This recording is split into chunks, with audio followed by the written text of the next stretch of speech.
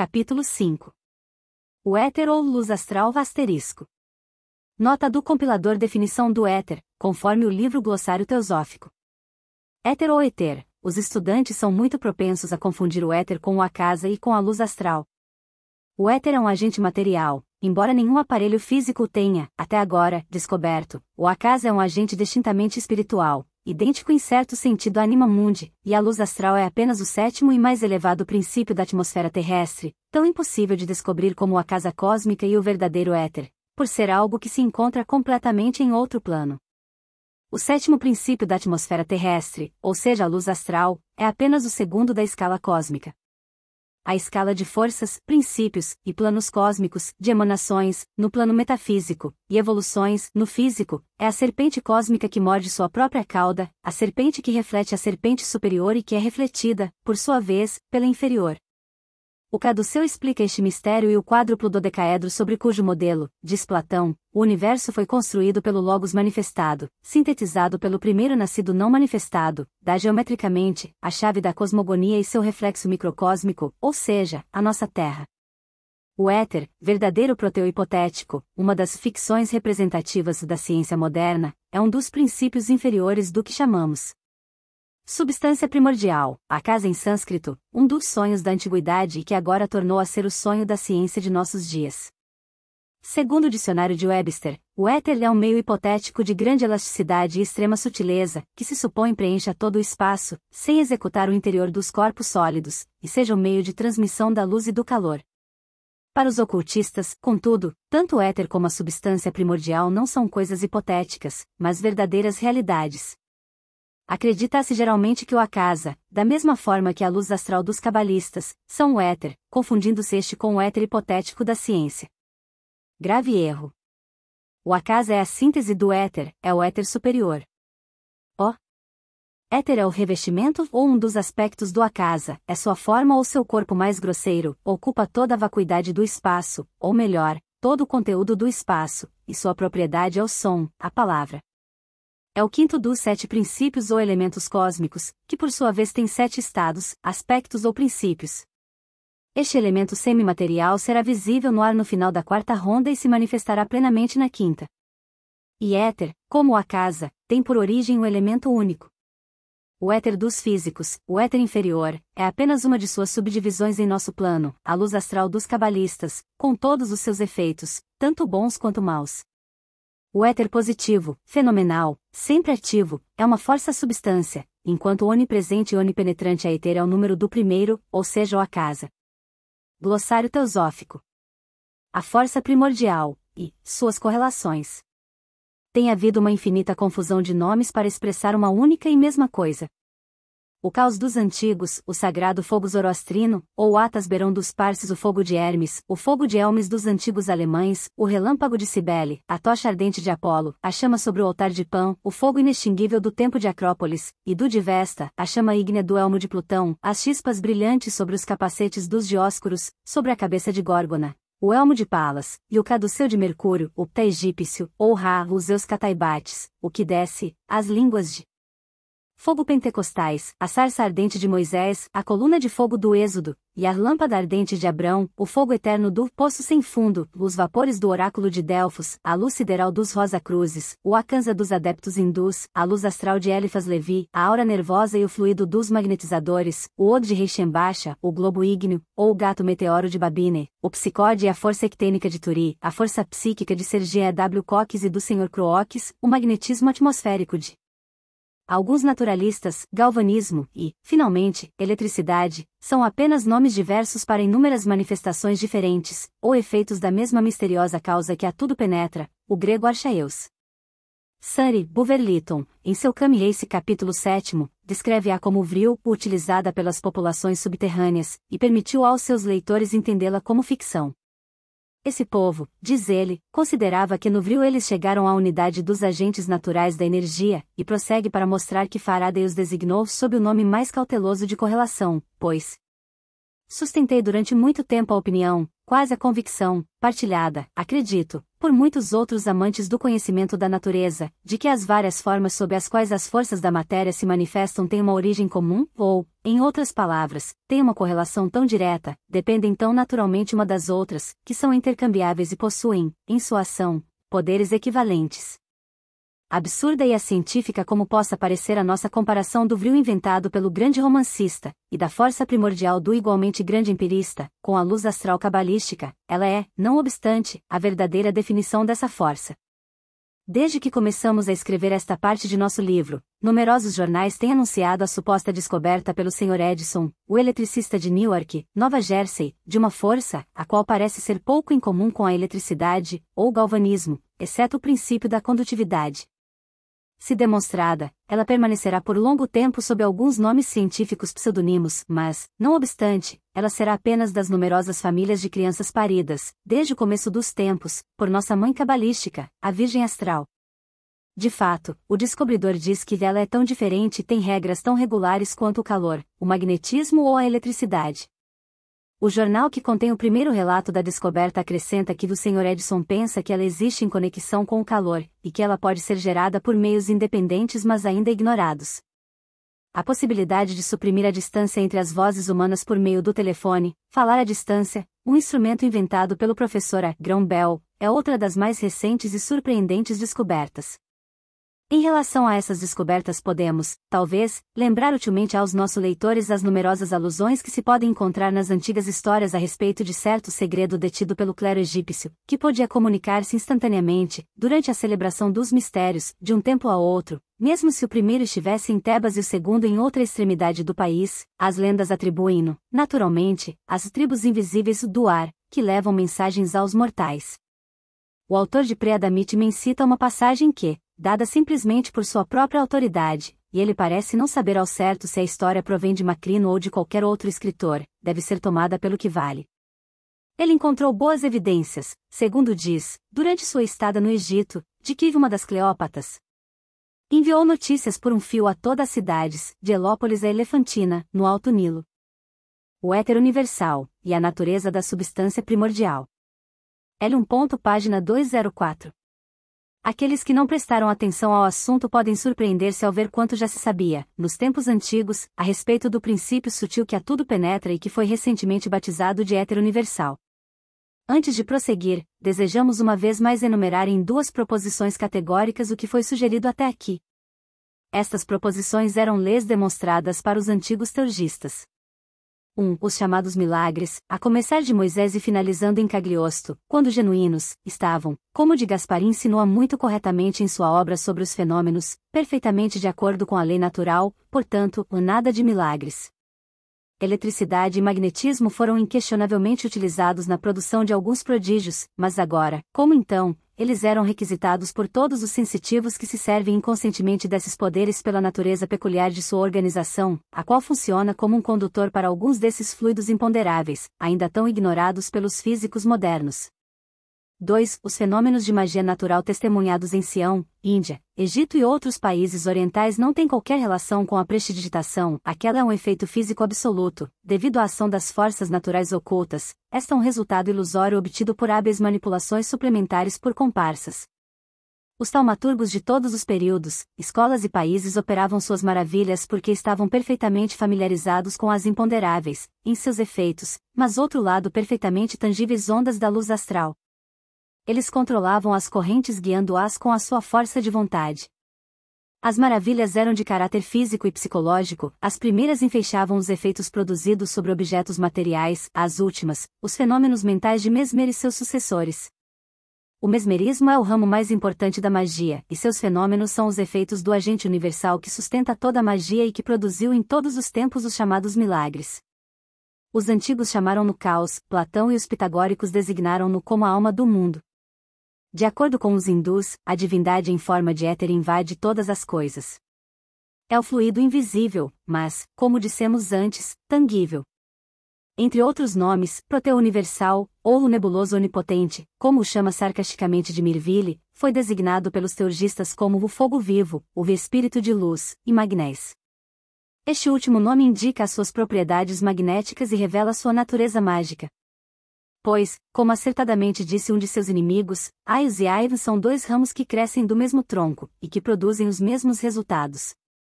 Magnetismo é uma palavra cuja origem cumpre remontar a uma época incrivelmente antiga. A pedra chamada Magnete derivaria seu nome, como muitos acreditam, de Magnésia, uma cidade ou distrito da Tessália, onde essas pedras eram encontradas em abundância. Acreditamos, contudo, que a opinião dos hermetistas é correta. A palavra magus, deriva do sânscrito mata, o grande ou o sábio, ungido pela sabedoria divina.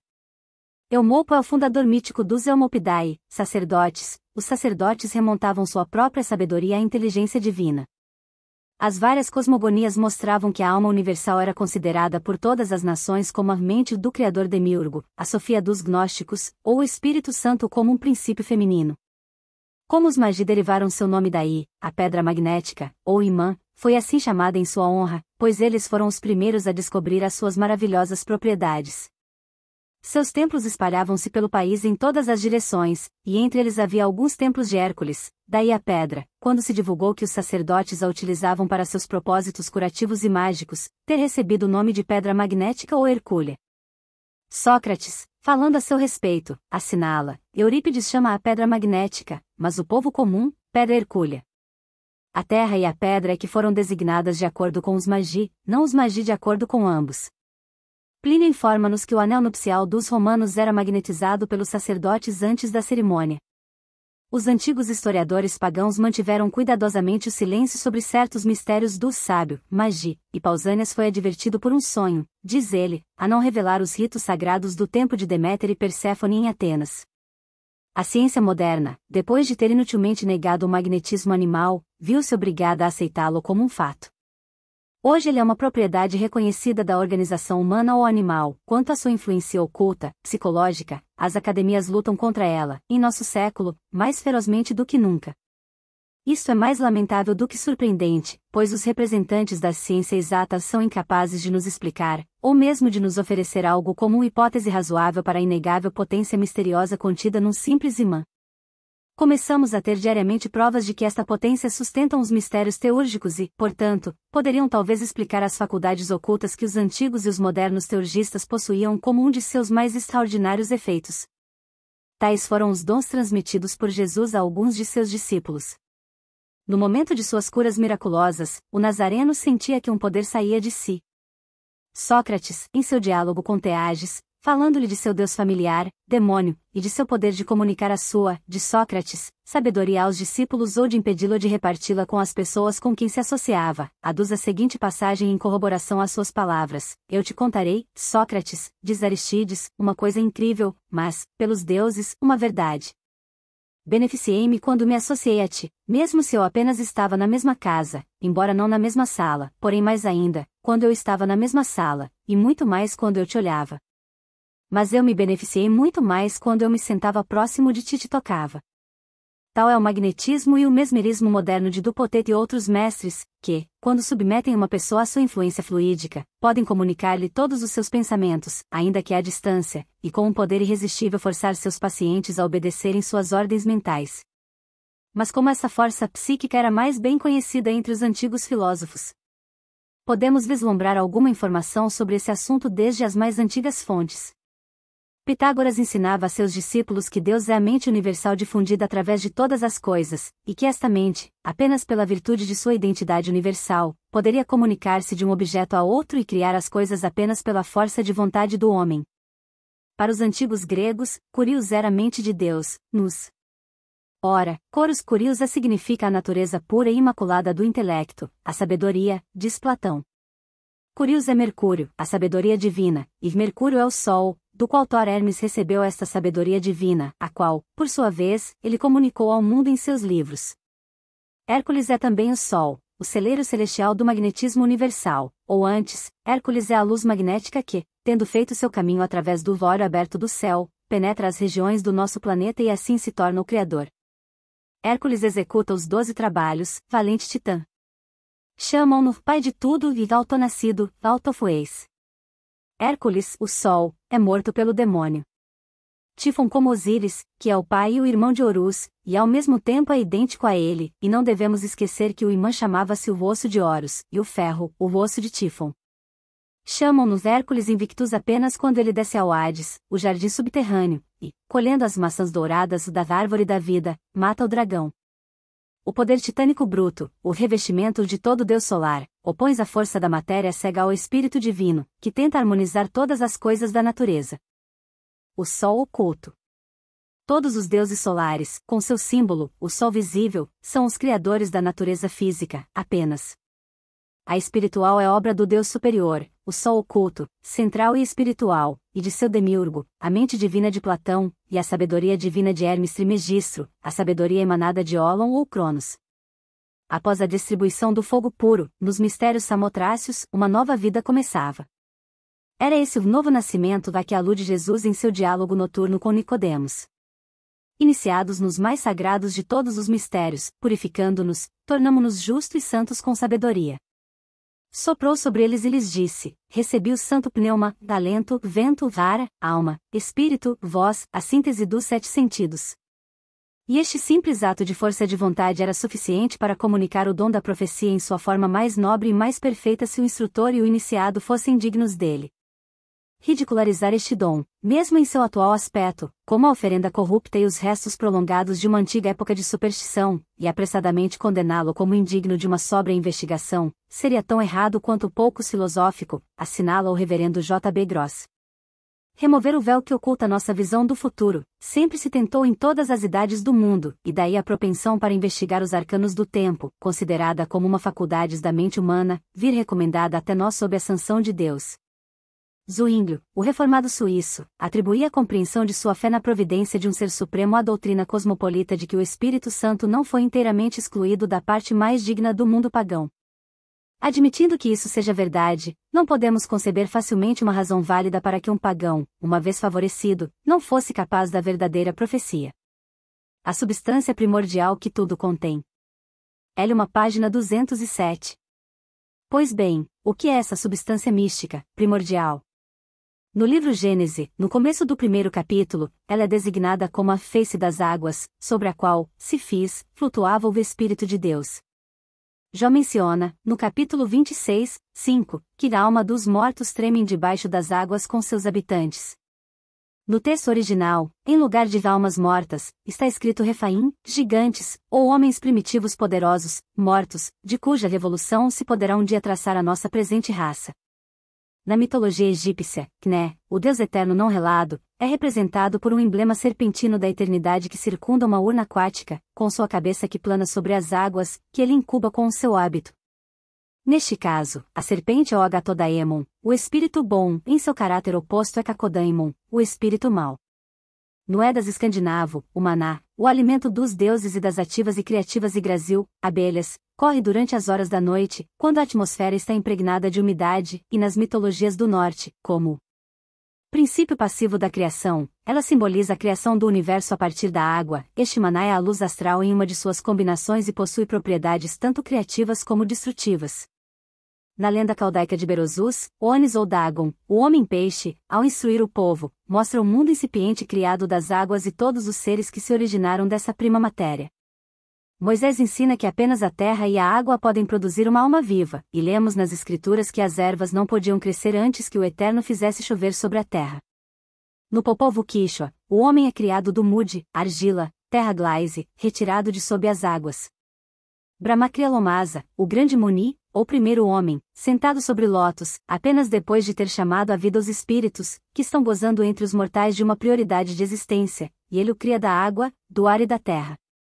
Os alquimistas afirmam que a terra primordial ou pré-adâmica, quando reduzida à sua substância primeira, é em seu segundo estágio de transformação como a água límpida, sendo o primeiro degrau ao caest propriamente dito.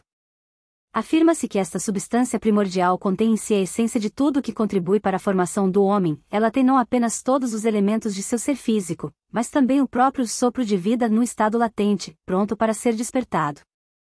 Isto ela recebe da incubação do Espírito de Deus sobre a face das águas, o caos. De fato, esta substância é o próprio caos. Paracelso afirmou ser capaz de com ela criar os seus homunculi, e eis porque Tales, o grande filósofo natural, sustentava que a água era o princípio de todas as coisas da natureza. O que é esse caos primordial senão o éter? O moderno éter, não tal como é conhecido por nossos cientistas, mas tal como era conhecido pelos antigos filósofos, muito tempo antes de Moisés, éter, como todas as suas propriedades misteriosas e ocultas, que contém em si os germes da criação universal, éter, a Virgem Celeste, a mãe espiritual de toda forma e ser existentes, de cujo seio, assim que são incubadas, pelo Espírito Divino, nascem a matéria e a vida, a força e a ação. Eletricidade, magnetismo, calor, luz e ação química são tão pouco conhecidos, mesmo agora que fatos recentes estão constantemente alargando o círculo de nosso conhecimento. Quem sabe onde termina o poder desse gigante proteico, éter, ou onde está a sua misteriosa origem? Quem, queremos saber, nega o espírito que age nele e dele extrai todas as formas visíveis? É uma tarefa fácil mostrar que as lendas cosmogônicas espalhadas por todo o mundo baseiam-se nos conhecimentos que os antigos possuíam a respeito das ciências que hoje se aliaram para apoiar a doutrina da evolução, e que pesquisas posteriores poderão demonstrar que eles estavam mais familiarizados com o fato da própria evolução, nos seus dois aspectos, físico e espiritual, do que nós hoje. Para os filósofos antigos, a evolução era um teorema universal, uma doutrina que abrangia o todo, e um princípio estabelecido, e enquanto os nossos modernos evolucionistas são capazes de apresentar apenas teorias especulativas, teoremas particulares, se não totalmente negativos. A uniformidade da alegoria da água e do espírito. Um fato, pelo menos, está provado. Não existe um único fragmento cosmogônico, pertença à nação que for, que não sustente por sua alegoria universal da água e do espírito que plana sobre ela, do mesmo modo que os nossos físicos modernos que o universo se originou do nada, pois todas as suas lendas começam com aquele período em que os vapores nascentes e a obscuridade cimeriana planavam sobre a massa fluida prestes a começar a sua jornada de atividade ao primeiro sopor dele, que é o princípio não revelado. Elas o sentem, se não o veem. Suas intuições espirituais ainda estavam tão obscurecidas por sutis sofismas dos séculos precedentes como está o nosso próprio agora. Se elas falavam menos da época siluriana que se desenvolveu lentamente no Mamaliano, e se o tempo cenozoico foi lembrado apenas pelas várias alegorias do homem primitivo, o Adão de nossa raça, isso é apenas uma prova negativa de que esses sábios e mestres não conheciam tão bem quanto nós esses períodos sucessivos. Nos dias de Demócrito e Aristóteles o ciclo já tinha começado a entrar em seu caminho descendente de progresso. E se esses dois filósofos pudessem discutir tão bem a teoria atômica e remontar o átomo ao ponto material ou físico, seus ancestrais devem ter ido mais longe. Não é apenas dos livros mosaicos que pretendemos retirar as provas para os nossos argumentos ulteriores. Os antigos judeus tiraram todo o seu conhecimento, tanto religiosos quanto profano, das nações com as quais se tinham mesclado nos períodos mais remotos.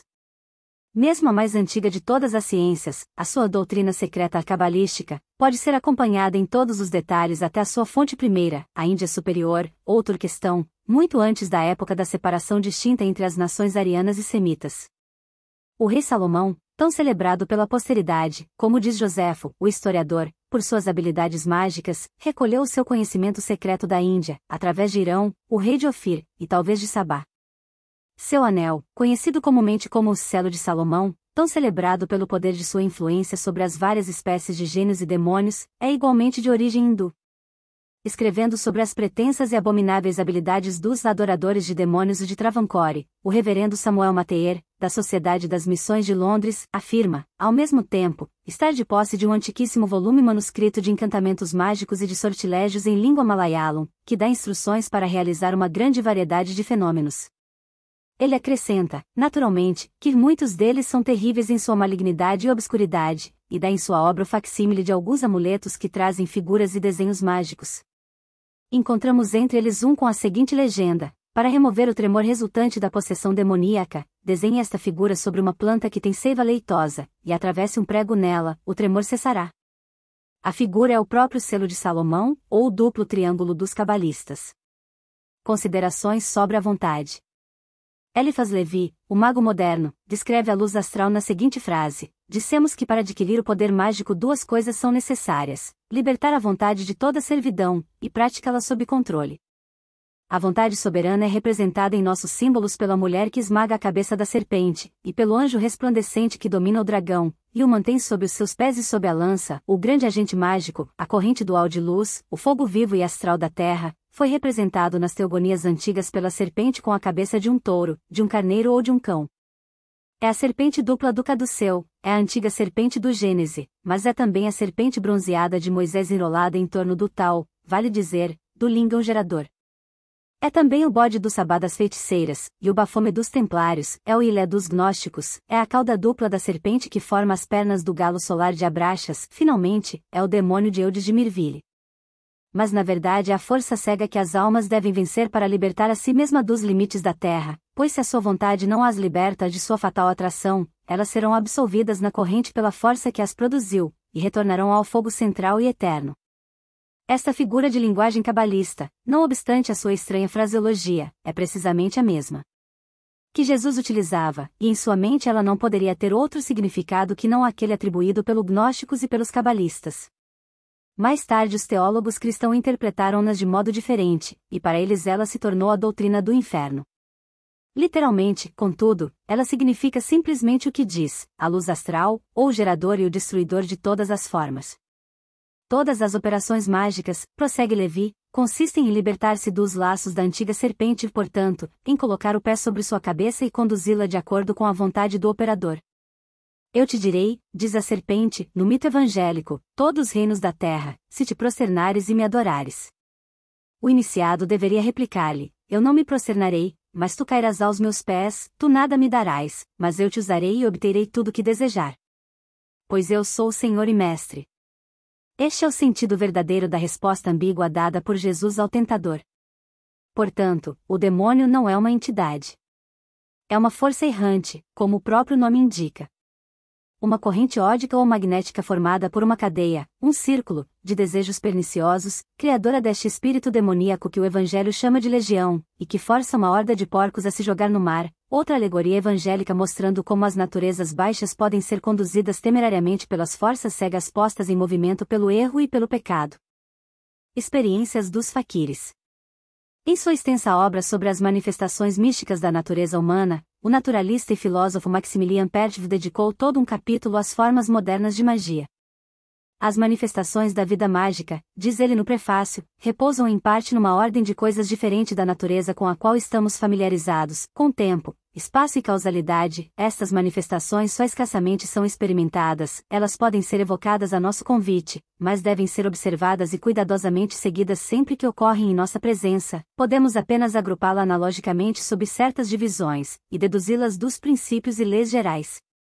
Portanto, para o professor Pertwee, que pertence evidentemente à escola de Schopenhauer, a possibilidade e a naturalidade dos fenômenos que tiveram lugar na presença de Govinda Swamin, o faquir, e que foram descritos por Louis Jacoliot, o orientalista, são totalmente demonstrados de acordo com esse princípio.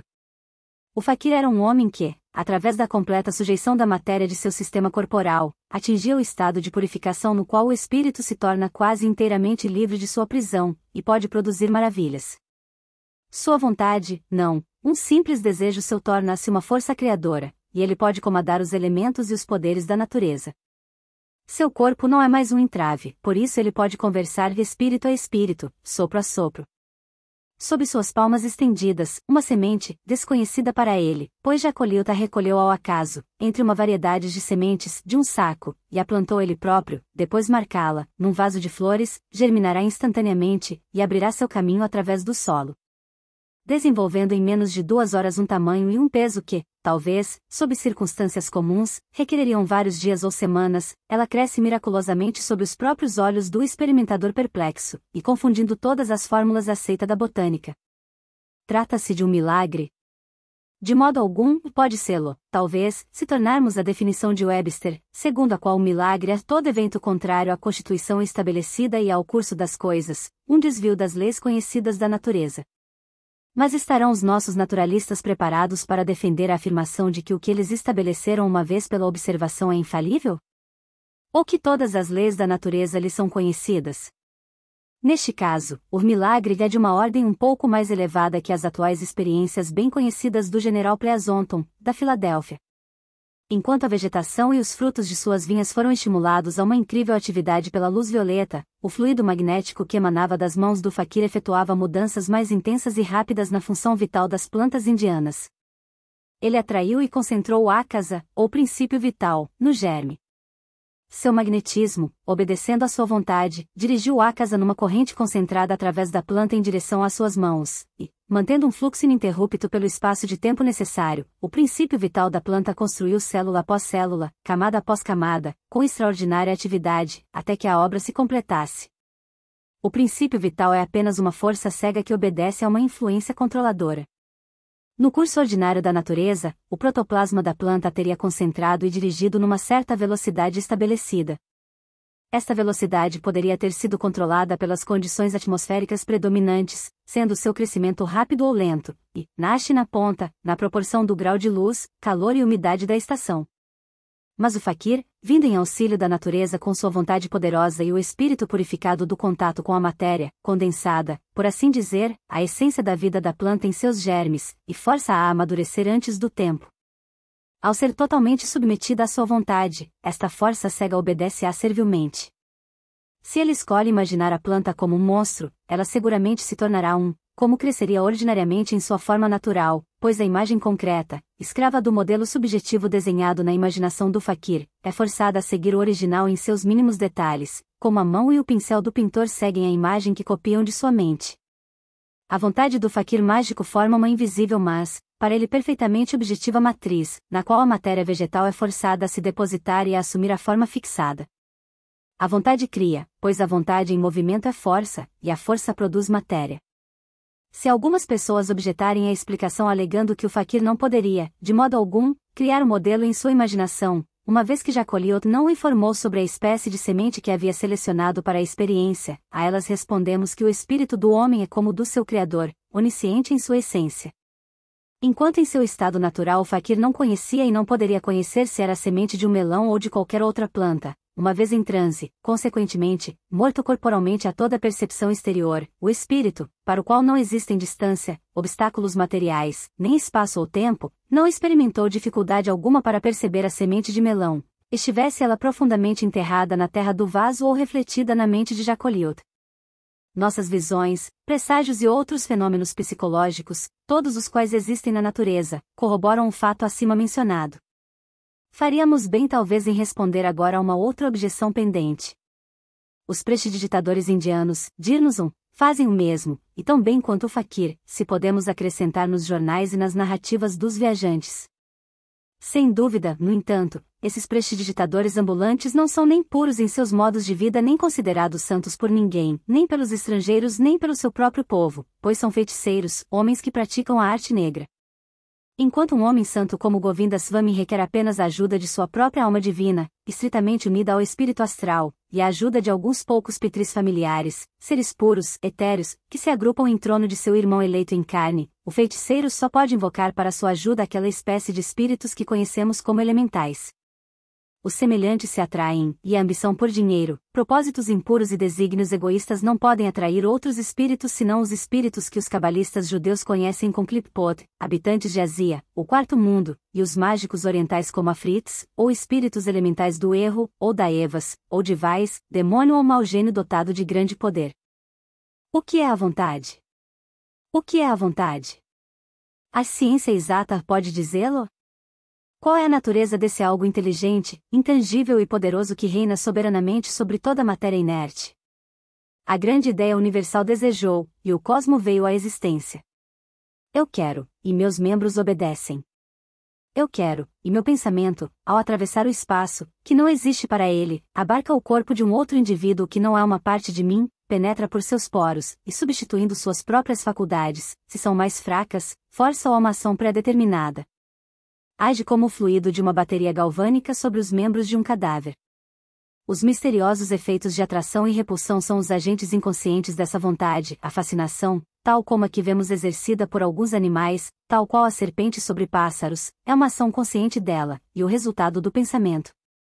Cera, vidro, âmbar, quando esfregado, e, quando o calor latente que existe em toda substância é despertado, atraem corpos luminosos, eles exercem inconscientemente a vontade pois a matéria inorgânica, assim como a orgânica, possui uma partícula da essência divina em si, por mais infinitesimalmente pequena que seja. E como poderia sê-lo de outro modo? Ainda que no curso de sua evolução tenha passado do princípio ao fim por milhões de formas diversas, ela deve sempre reter o germe inicial da matéria preexistente, que é a primeira manifestação e emanação da própria divindade. O que é então esse poder inexplicável da atração, a não ser uma porção atômica daquela essência que os cientistas e os cabalistas reconhecem igualmente como o princípio da vida, o Akasa? Admite-se que a atração exercida por tais corpos seja cega, mas, se ascendermos mais e mais na escala dos seres orgânicos da natureza, encontramos este princípio de vida desenvolvendo atributos e faculdades que se tornam mais determinados e mais característicos a cada degrau dessa escala sem fim.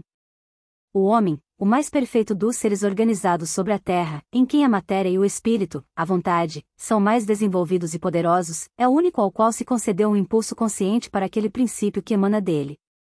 Apenas ele pode comunicar ao fluido magnético impulsos opostos e diversos em limites quanto à direção. Ele quer, diz Dupetet, e a matéria organizada obedece. Ela não tem polos. Diz Cabanis, a razão se desenvolve exclusivamente às expensas do instinto natural, tornando-se uma espécie de muralha chinesa que se ergue lentamente no solo dos sofismas e, finalmente, exclui as percepções espirituais do homem, de que o instinto é um dos mais importantes exemplos. Chegando a certos estágios de prostração física, quando a mente e as faculdades raciocinantes parecem paralisadas pela fraqueza e pela exaustão física, o instinto, a unidade espiritual dos 5 sentidos, vê, ouve, toca e cheira, inalterado pelo tempo ou pelo espaço. Que sabemos dos limites exatos da ação mental? Como pode o médico pretender distinguir os sentidos reais dos imaginários em um homem cujo corpo, já exaurido de sua vitalidade habitual, deseja viver espiritualmente e se sente verdadeiramente incapaz de impedir a alma de evolar-se de sua prisão? A luz divina. A luz divina através da qual, desimpedida pela matéria, a lama percebe coisas passadas, presentes e futuras, como se os seus raios se refletissem num espelho, o golpe mortal desferido num instante de violenta raiva ou clímax de um ódio longamente inflamado, a bênção enviada por um coração reconhecido ou benévolo e a maldição lançada contra um objeto, ofensor ou vítima. Tudo deve passar através desse agente universal, que, sob um impulso, é o sopro de Deus e sob outro, o veneno do demônio. Ele foi descoberto, pelo barão Reichenbach chamado de O.D., não podemos dizer se intencionalmente ou não, mas é singular que se tenha escolhido um nome que é mencionado nos livros mais antigos da Cabala. É meu princípio primeiro e supremo, engendrou o ovo e depois de incutá-lo impregnando de sua própria essência, desenvolveu-se o germe do qual nasceu tal ativo e criador princípio que iniciou sua obra. Da expansão infinita da matéria cósmica, que se formara sob seu alento, ou de sua vontade, esta matéria cósmica, luz astral, éter, bruma ígnea, princípio de vida, pouco importa o nome que lhe dermo, este princípio criador, ou, como a nossa moderna filosofia o designa, lei da evolução, colocando em movimento as potências nele latentes, formou sóis e estrelas, e satélites, controlou sua localização pela lei imutável da harmonia, e povoou-o com todas as formas e qualidades de vida. Nas antigas mitologias orientais, o mito cosmogônico diz que não havia senão água, ó Pai, e o limo prolífero, a Mãe, e luz ou Ilê, do qual proveio a serpente cósmica, a matéria. Era o Deus Fanes, o Deus revelado, a palavra ou Logos. A boa vontade com que este mito foi aceito, até mesmo pelos cristãos que compilaram o Novo Testamento, pode ser inferida pelo seguinte fato: Fanes, o Deus revelado, é representado neste símbolo da serpente como um protogonos, um ser provido das cabeças respectivas de um homem, um falcão ou águia, um touro, taurus, e um leão, com asas em ambos os lados. As cabeças referem-se ao zodíaco, e representam as 4 estações do ano, pois a serpente cósmica é o ano cósmico, ao passo que a própria serpente é o símbolo de Kné, o Deus imanifestado, o Pai. O tempo é alado, por isso a serpente é representada com asas. Se lembrarmos que cada um dos 4 evangelistas é representado tendo próximo de si um dos animais mencionados, agrupados em conjunto ao selo de Salomão e no pentagrama de Ezequiel, e reencontrados nos 4 querubins ou esfinges da Arca da Aliança, compreenderemos talvez o significado secreto assim como a razão por que os primeiros cristãos dotaram este símbolo, e por que os atuais católicos romanos e os gregos da Igreja Oriental costumam representar os 4 evangelistas com os respectivos animais simbólicos.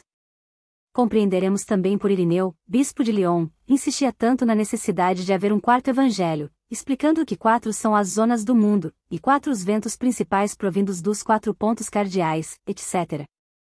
Segundo um dos mitos egípcios, a forma fantasma da ilha de Chemis, Chemi, Antigo Egito, que flutua sobre as ondas etéreas da esfera empírea, foi chamada à vida por Horus Apolo, o deus do sol, que a fez evoluir do ovo cósmico.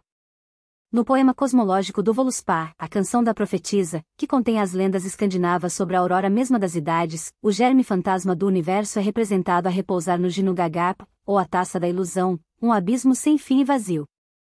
Nessa matriz do mundo, inicialmente uma região de noite e desolação, Nifelém, a região das nuvens, cai um raio de luz, éter, que se derramou sobre a taça e nela se congelou. Então, o invisível assoprou um vento abrasador que dissolveu as águas congeladas e dissipou as nuvens. Estas águas, chamadas de correntes de Elivagar, destiladas em gotas vivificantes, criaram, ao cair, a terra e o gigante Mir, que tinha apenas a aparência humana, o princípio masculino. Com ele foi criada a vaca, a Idumla, princípio feminino, de cujo úbere fluíram 4 correntes de leite, que se difundiram pelo espaço, a luz astral é a sua emanação mais pura. A vaca Alduma produz um ser superior, chamado Buri, belo e poderoso, lambendo as pedras que estavam cobertas de sal mineral. Ora, se levarmos em consideração que este mineral era universalmente considerado pelos antigos filósofos como um dos princípios formativos essenciais da criação orgânica, pelos alquimistas como o dissolvente universal, que, dizem eles, devia ser retirado da água e por todo o mundo, mesmo como é visto atualmente tanto pela ciência como pelas ideias populares, como um ingrediente indispensável para o homem e os animais, podemos compreender facilmente a sabedoria oculta desta alegoria sobre a criação do homem. Paracelso chama o sal o centro da água, em que os metais devem morrer, etc., e Valmont chama o alca est, sumum e felicissimum salium, o mais bem logrado de todos os sais. No Evangelho segundo São Mateus, diz Jesus, vós sois o sal da terra, mas se o sal se tornar insosso, com que o salgaremos? E, prosseguindo a parábola, acrescenta, vós sois a luz do mundo, v. 14. Isto é mais do que uma alegoria, essas palavras chamam a atenção para um sentido direto e inequívoco relativamente aos organismos espirituais e físicos do homem em sua natureza dupla, e mostram, ademais, um conhecimento da doutrina secreta, de que encontramos traços diretos igualmente nas mais antigas e comuns tradições populares do Antigo e do Novo Testamento, e nos escritos dos místicos e dos filósofos antigos e medievais. Interpretações de certos mitos antigos. Mas voltemos à nossa lenda do Eda. Ymir, o gigante, adormece, e transpira abundantemente. Essa transpiração força a axila de seu braço esquerdo a gerar desse lugar um homem e uma mulher, enquanto o seu pé produz um filho para eles. Assim, enquanto a vaca mítica dá ao ser a uma raça de homens espirituais superiores, o gigante Ymir engendra uma raça de homens maus e depravados, os Rintu-Sussar, ou gigantes de gelo. Comparando estas notas com os Vedas hindus, encontramos, com ligeiras modificações, a mesma lenda cosmogônica em substância e detalhes. Brahma, assim que Fagava, o Deus Supremo, lhe concede poderes criativos, produz seres animados, inteiramente espirituais no princípio. Os Devatas, habitantes da região do Sarga, celestial, são incapazes de viver na terra, então Brahma cria os Daityas, gigantes, que se tornaram os habitantes do Pantanla, as regiões inferiores do espaço, que também são capazes de habitar Mrityloka, a terra. Para remediar o mal, o poder criativo faz sair de sua boca o primeiro Brahma, que então se torna o progenitor de nossa raça, de seu braço direito, Brahma cria Kshatriya, o guerreiro, e do esquerdo, Kshatriyani, a consorte de Kshatriya. O filho de ambos, Vaisya, emana do pé direito do Criador, e a sua esposa, Vaisya, do esquerdo. Enquanto na lenda escandinava Bur, o neto da vaca Alduma, um ser superior, desposa Besla, uma filha da raça depravada de gigantes, na tradição hindu o primeiro Brahma desposa Daitei, filha também da raça de gigantes, e no Gênesis vemos os filhos de Deus tomando por esposas as filhas dos homens, e produzindo igualmente os poderosos homens da antiguidade. Todo o conjunto estabelece uma inquestionável identidade de origem entre o livro inspirado dos cristãos, e as fábulas pagãs da Escandinávia e do Hindustão. As tradições de qualquer outra nação vizinha, se examinadas, apresentariam um resultado semelhante. Qual o moderno cosmogonista que poderia condenar, num símbolo tão simples como o da serpente egípcia um círculo, um tal mundo de significados? Aqui temos, nesta criatura, toda a filosofia do universo, a matéria vivificada pelo espírito, e os dois produzindo conjuntamente do caos, força, todas as coisas existentes. Para indicar que os elementos estão firmemente unidos nesta matéria cósmica, que a serpente simboliza, os egípcios dão um nó à sua causa. Há um outro emblema, mais importante, relacionado à mudança de pele da serpente, que, se não nos enganamos, jamais foi anteriormente mencionado pelos nossos simbologistas. Como o réptil, depois de deixar sua pele, se torna livre do invólucro de matéria grosseira que o estorvava com um corpo grande demais, e retorna à sua existência com uma atividade renovada, assim o homem, rejeitando o corpo material grosseiro, entra no próximo estágio de sua existência com poderes maiores e com vitalidade mais intensa. Inversamente, os cabalistas caldeus relatam-nos que o homem primordial, que, ao contrário da teoria darwiniana, era mais puro, mais sábio e muito mais espiritual, como mostram os mitos do Buri escandinavo, os devatas hindus, e os filhos de Deus mosaicos, numa palavra, de uma natureza muito superior à do homem da presente raça adâmica, tornou-se desespiritualizado ou contaminou-se com a matéria e, assim, pela primeira vez, recebeu o corpo carnal, que é caracterizado no Gênesis no versículo. Profundamente significativo, o Senhor Deus fez para o homem e sua mulher túnicas de pele, e os vestiu. A menos que os comentadores quisessem fazer da causa primeiro um alfaiate celestial, o que poderiam estas palavras aparentemente absurdas significar, a não ser que o homem espiritual atingiu, através do progresso da involução, aquele ponto em que a matéria, predominando sobre o espírito e conquistando-o, transformou tal homem no homem físico, ou no segundo Adão, do segundo capítulo do Gênesis. Essa doutrina cabalística é elaborada mais amplamente no livro de Jasher no capítulo 7. Estas vestes de pelo são colocadas por Noé na arca, depois de tê-las obtido por herança de Matusalém e Enoque, que as receberam de Adão e de sua mulher. Cã rouba-as de Noé, seu pai, dá-as em segredo a Cush, que as esconde de seus filhos e irmãos e as passa a Nemrod. Embora alguns cabalistas e mesmo alguns arqueólogos digam que Adão, Enoque e Noé poderiam ser, na aparência externa, homens diferentes, eles eram na verdade a mesmíssima pessoa divina. Outros explicam que entre Adão e Noé intervieram muitos ciclos. Isto quer dizer que cada um dos patriarcas antediluvianos figurava como representante de uma raça que teve seu lugar numa sucessão de ciclos e que cada uma dessas raças era menos espiritual do que a precedente. Assim, Noé, embora um homem bom, não poderia sustentar a comparação com seu ancestral, Enoque, que caminhou com Deus e não morreu. Daí a interpretação alegórica que faz Noé receber sua túnica de pele por herança do segundo Adão e de Enoque, mas não vesti-la ele próprio, pois, de outro modo, Cã não poderia roubá-la. Mas Noé e seus filhos atravessaram o dilúvio, e enquanto o primeiro pertencia à antiga e ainda espiritual geração antediluviana, já que ele foi selecionado entre toda a humanidade por sua pureza, os seus filhos eram pós-diluvianos. A túnica de pele recebida em segredo, quando a sua natureza espiritual começou a ser maculada pela matéria, por Cush passou a Nemrod o mais poderoso e forte dos homens físicos posteriores ao dilúvio, o último remanescente dos gigantes antediluvianos.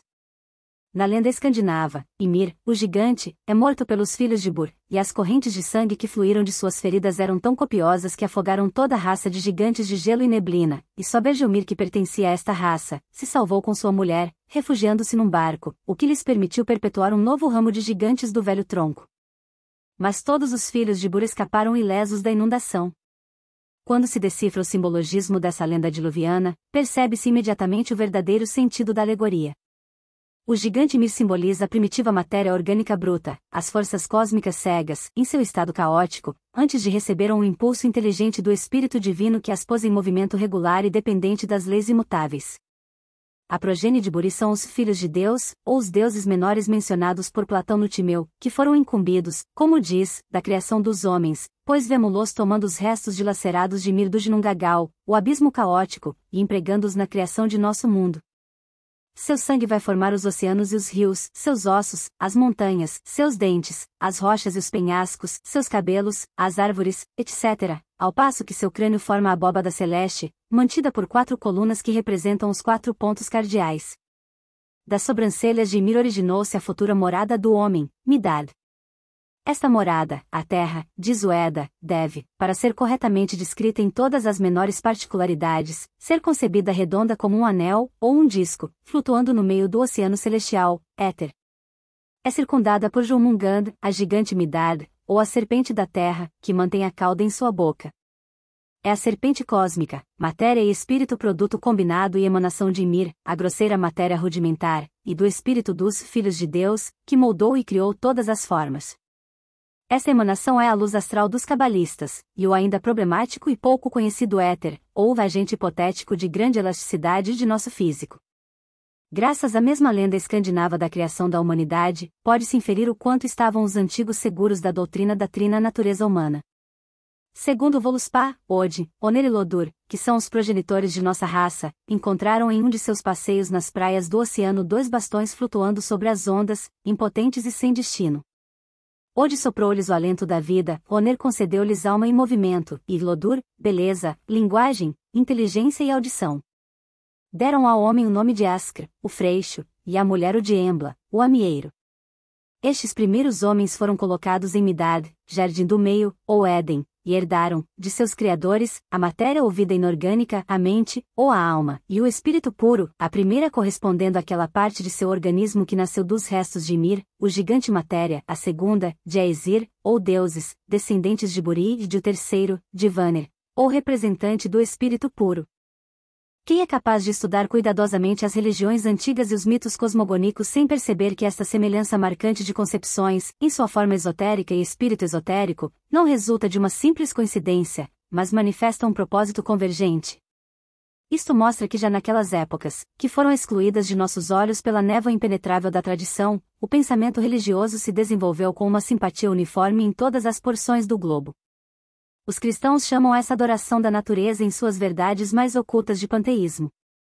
Mas se este, que reverencia e nos revela Deus no espaço em sua única forma objetiva possível, a da natureza visível, lembra perfeitamente a humanidade daquele que a criou, e uma religião de dogmatismo religioso apenas serve para ocultá-lo mais e mais de nossos olhos, qual dentre ambos está mais bem adaptado às necessidades da humanidade? A ciência moderna insiste na doutrina da evolução, a razão e a doutrina secreta fazem o mesmo, e a ideia é corroborada pelas lendas e mitos antigos, e mesmo pela própria Bíblia que se lê nas entrelinhas. Vemos uma flor desenvolver-se lentamente de um bastão e o bastão da sua semente. Mas de onde provém esta, com todo o seu programa predeterminado de transformação física, e suas forças invisíveis, portanto espirituais, que desenvolvem gradualmente sua forma, cor e odor? A palavra evolução fala por si. O germe da atual raça humana deve ter preexistido na origem desta raça, como a semente, na qual repousa oculta a flor do próprio verão, desenvolveu-se na cápsula de sua flor-mãe. A mãe pode não diferir senão ligeiramente, mas eles ainda diferem de sua futura progenie.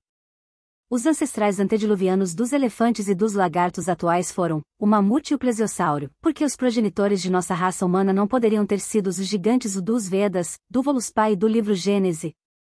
Se é positivamente absurdo acreditar que a transformação das espécies tenha ocorrido de acordo com alguns dos pontos de vista mais materialista dos evolucionistas, é simplesmente natural pensar que cada gênero, a começar dos moluscos e terminando com o homem-macaco, se modificou a partir de sua própria forma primordial e distinta.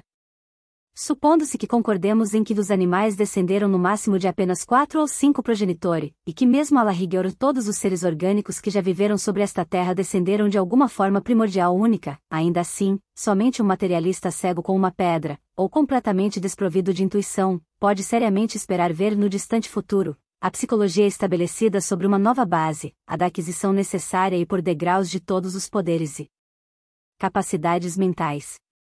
O homem físico, enquanto produto da evolução, pode ser deixado nas mãos do homem da ciência exata. Ninguém, não ser ele, pode esclarecer a origem física da raça. Mas devemos positivamente negar ao materialista o mesmo privilégio no que respeita à evolução psíquica e espiritual do homem, pois nenhuma evidência conclusiva pode demonstrar que ele e suas faculdades superiores são produtos da evolução, tal como a planta mais humilde e o verme mais ínfimo. A evolução da teoria hindu. Isto posto, mostraremos agora a hipótese da evolução dos antigos Brahmanes, tal como eles lhe deram corpo na alegoria da árvore cósmica. Os hindus representam a sua árvore mítica, que chamam as Vata, de uma forma que difere da dos escandinavos. Figura extraída do livro O Homem, Deus e o Universo.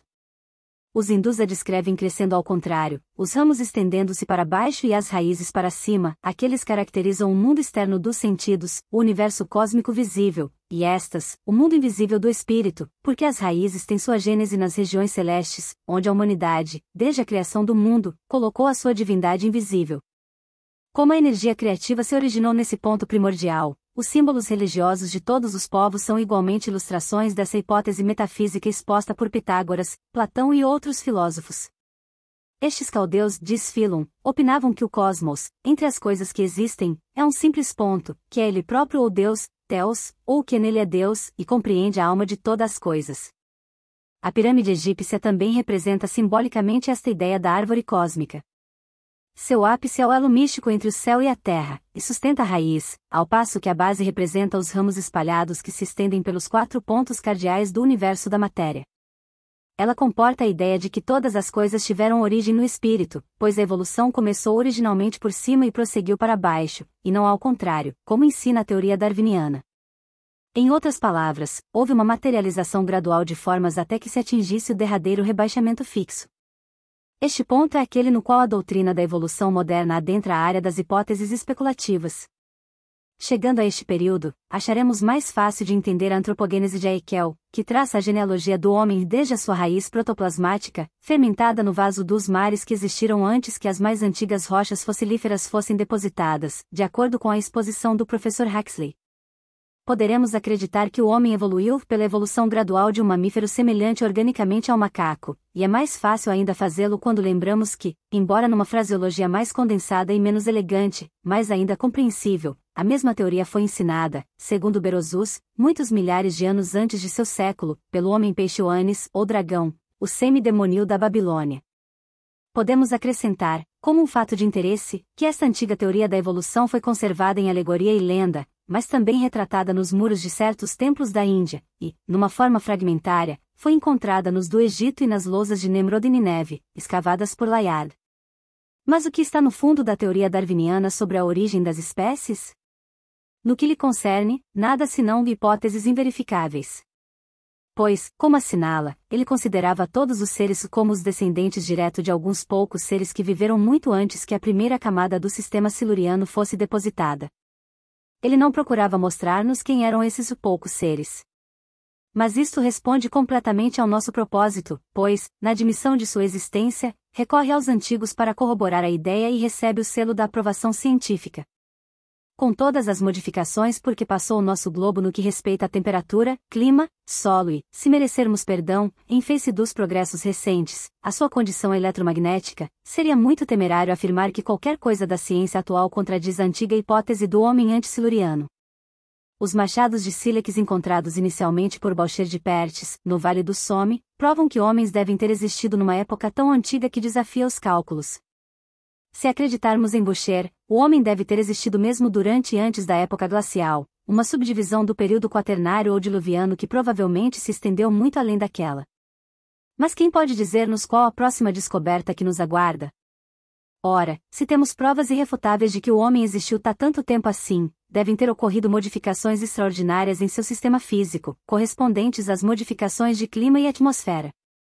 Isto não parece provar, por analogia, que remontando para trás, deve ter havido outras modificações que indicam que os progenitores mais remotos dos gelados gigantes foram coevos dos peixes devonianos ou dos moluscos silurianos? É verdade que eles não deixaram machadinhas de sílex atrás de si, nem ossos ou depósitos nas cavernas, mas, se os antigos estão certos, as raças daquele tempo eram compostas não apenas de gigantes, ou poderosos homens de renome, mas também de filhos de Deus. Se aqueles que acreditam na evolução do espírito tão firmemente como os materialistas acreditam na da matéria são acusados de ensinar hipóteses inverificáveis, como podem eles facilmente retorquir aos seus acusadores dizendo que, por sua própria confusão, a evolução física é ainda uma hipótese inverificada, se não realmente inverificável? Os primeiros têm aos mesmo a prova indutiva dos mitos legendários, cuja imensa antiguidade é admitida por filósofos e arqueólogos, ao passo que os seus antagonistas nada têm de semelhante, a menos que eles se socorram de uma parte dos antigos hieróglifos e suprimam o resto. Podemos agora retornar ainda mais uma vez à simbologia dos tempos antigos, e aos seus mitos psico-religiosos. Sob as figuras emblemáticas e da fraseologia peculiar do clero da antiguidade repousam indicações ainda não descobertas no ciclo atual. Mas há mitos que falam por si. Podemos incluir nesta classe os primeiros criadores de ambos os sexos de todas as cosmogonias. Os gregos Zeus-En, Éter, Ictonia, a terra caótica, e Metis, a água, suas esposas, Osíris e Ísis Latona, o primeiro representando também o Éter, a primeira emanação da divindade suprema, Amun, a fonte primordial de luz, a deusa terra e água também, Mitras, o deus nascido da rocha, símbolo do fogo cósmico masculino, ou a luz primordial personificada, e Mitra, a deusa do fogo, simultaneamente sua mãe e esposa, o elemento puro do fogo, o princípio ativo ou masculino, visto como luz e calor. Em conjunção com a terra e a água, ou como matéria, elementos femininos ou passivos da geração cósmica. Mitras é o filho de Bod, a montanha cósmica persa, da qual ele reluz como um raio brilhante. Brahma, o deus do fogo, e sua prolífica consorte, e o Agni Hindu, a divindade refulgente, de cujo corpo saem milhares de correntes de glória e 7 línguas de fogo, e em cuja honra os Brahmanes Sanjika preservam até hoje o fogo perpétuo, Sivan, personificado pela montanha cósmica dos hindus, o Meru, Himalaia. Este terrível deus do fogo, que, segundo consta a lenda, desceu do céu, como o Jeová judeu, numa coluna de fogo, e uma dúzia de outras divindades arcaicas de ambos os sexos, todos proclamam o seu significado oculto. E o que podem estes mitos duais significar senão o princípio psicoquímico da criação primordial? A primeira revelação da causa suprema em sua tripla manifestação de espírito, força e matéria, a correlação divina, no seu ponto de partida de evolução, alegorizado como o casamento do fogo e da água, produtos do espírito eletrizante, união do princípio masculino ativo com o elemento feminino passivo, que se tornam os pais de sua criança telúrica, a matéria cósmica, a prima matéria, cujo espírito é o éter e cuja sombra é a luz astral. Assim, todas as montanhas mundiais e ovos cósmicos, as árvores cósmicas e as serpentes e colunas cósmicas podem ser consideradas como incorporação de verdades da filosofia natural, cientificamente demonstradas. Todas essas montanhas contêm, com suas variações insignificantes, a descrição alegoricamente expressa da cosmogonia primordial, a árvore cósmica, a da evolução posterior do espírito e da matéria, as serpentes e colunas cósmicas, exposições simbólicas dos vários atributos dessa dupla evolução em sua correlação infindável de forças cósmicas. Nos misteriosos recessos da montanha, a matriz do universo, os deuses, poderes, preparam os vermes atômicos da vida orgânica, e ao mesmo tempo a bebida da vida, que, quando ingerida, desperta no homem matéria ou homem espírito.